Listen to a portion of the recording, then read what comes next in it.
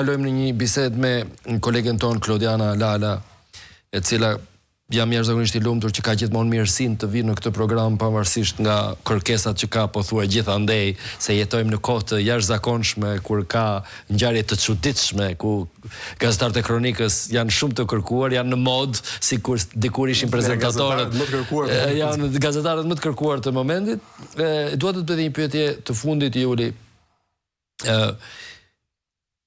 Pra, atmosfera ndryshoi, opozita mbijetoi, u organizua, ka ndodhur dhe ngjarje të jashtëzakonshme nga pikpamja gjeostrategjike dhe ndërkombëtare, ka ardhur Trumpi e di shumë mirë lidhjen, ka një inat shumë të madh me Sorosin, me shumë të drejtë. Shqipëria është një vend i vogël, po çuditërisht Shqipëria ishte efektet kanë ndodhur. Në këtë rast ajo për ta plotësuar kuadrin e rotacionit dhe të ndryshimit përgjithsisht në një vend, ka nevojë që kryeministri i cili do vendi në momentin që duhet të shkojë në rotacion, ai teknikisht duhet të jetë i diskredituar dhe të bjerë me ngjarje spektakolare brenda ditës, brenda vetes vet, si mbi veten e vet. Kjo është në parim kur flasin politologët për ndryshimin në një vend.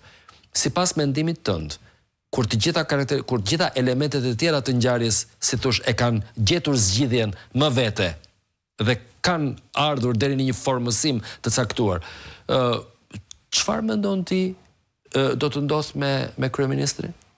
Nëse në 11 maj qytetarët shqiptar vendosin që në Shqipëri të ketë rotacion, jo për të sjellë Partinë Demokratike apo opozitën në pushtet.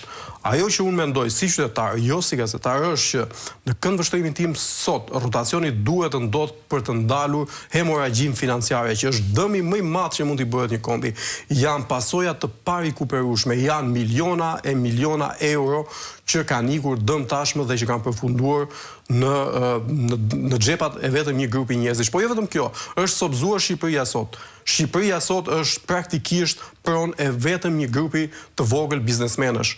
Dhe këtë tentativë kryeministri po tenton ndoshta ende ta bëj edhe për të joshur, pra le themi për të blerë simpatin edhe në Shtetet e Bashkuara duke dhënë ishullin e Sazanit, që unë nuk besoj se do të ndodhë.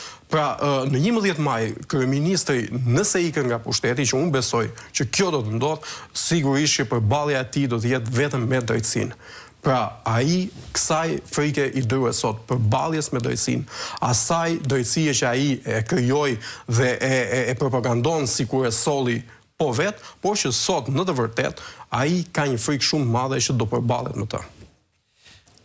Juli, kur do kthehet plugu, se ka 2 javë që ka mundur? Ditën e nesër. Me të tjera afera, me të tjera skandale, me të tjera pisliqe në këtë vend. Faleminderit shumë që erdhën në studio.